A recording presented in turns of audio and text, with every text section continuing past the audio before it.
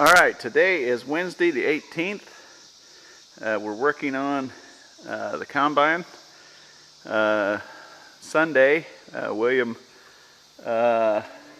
switched out these tires, and we have been working on it a little each night because we have to work during the day on other projects.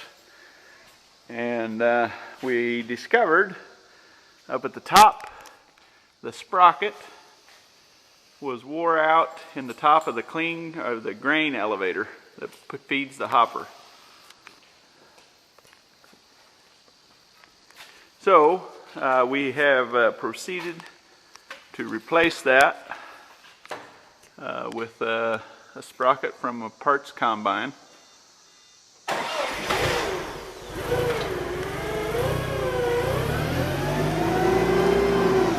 William took off early from work, and we got the top back on, everything bolted up. Got our used sprocket, we sandblasted, painted everything, new bearings. And we're going to attempt to get this chain in tonight, so this project will be finished. And then we'll look for other issues with the combine. We haven't really found too many. It appears to be in pretty good shape. So that's where we're at so far. We got a good set of used rubber installed on the machine. They're kind of ricers, but they'll function for us. We ain't going to do a lot of acreage. And we did also get the sprocket changed for corn, so our cylinder will turn the right revolutions. We discovered that the leveling augers were not chained together, so that only one was running. We got them both chained together now. We're still working on putting the shields, lubing everything, tightening belts to the proper tension. We're going to set the concave adjustments. We did find a spun bearing, and we needed to change the belts anyway. Right here on the table elevator drive for the head. So we're having that shaft built up and a new bearing installed on there, and then we've got the new belts in already. So a little work each night has been going a long way, and we're going to work now and start putting more doors and shields on.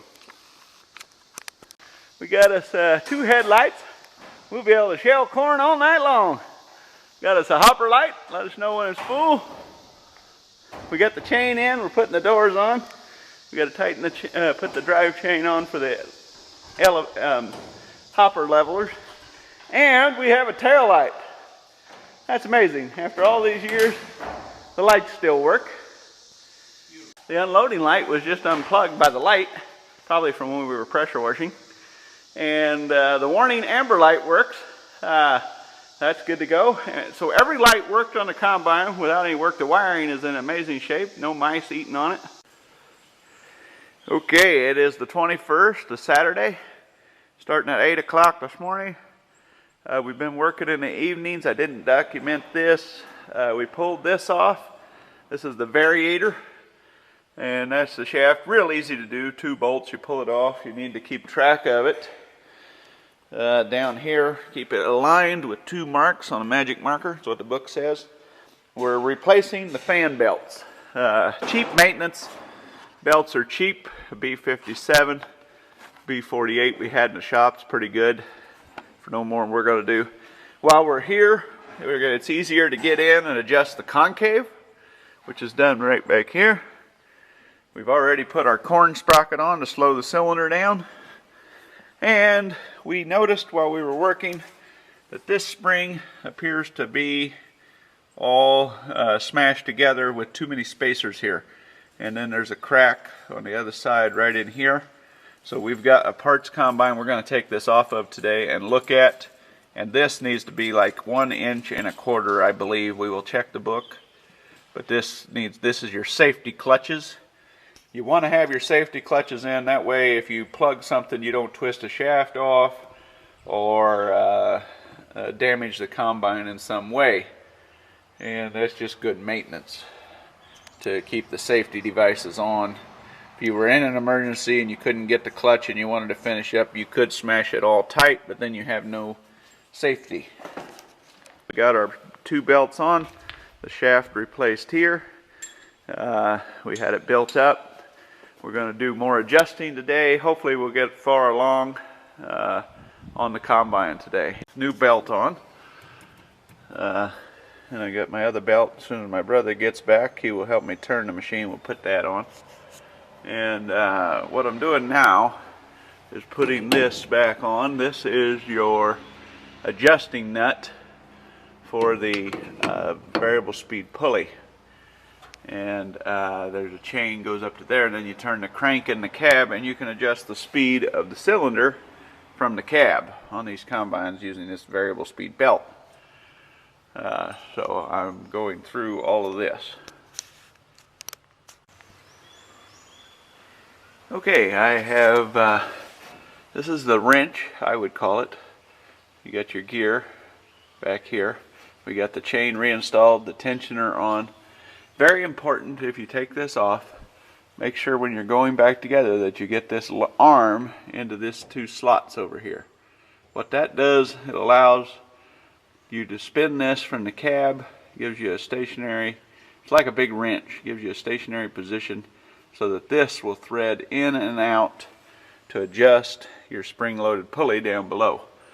I'm going to stop with this and proceed now to adjust my concave, fix this situation back here where the spring has been compressed too much, tighten my belts, because I can do that with this great big pulley removed and get to everything a lot easier.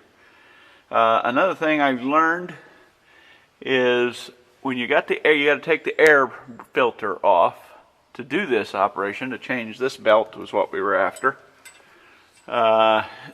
Check this pipe going up top for mud daubers, the ones that build those mud nests. I'm going to take it out and inspect it. And they can't build between the filter and the engine because you had a filter installed, so they couldn't get through there. But it's just a good thing to check. I have seen these pipes completely almost plugged off and completely plugged off, and of course the more air you can get to the engine, the better off you'll be. Explaining the mud daubers, you can see that there was a nest in this turbo pre-cleaner. Got the unit clean. I went over, tightened up this spinner. I've never seen one of these, like I was saying. It is a turbo pre-cleaner by Shirko, Minneapolis, Minnesota. Maybe somebody out there can enlighten me.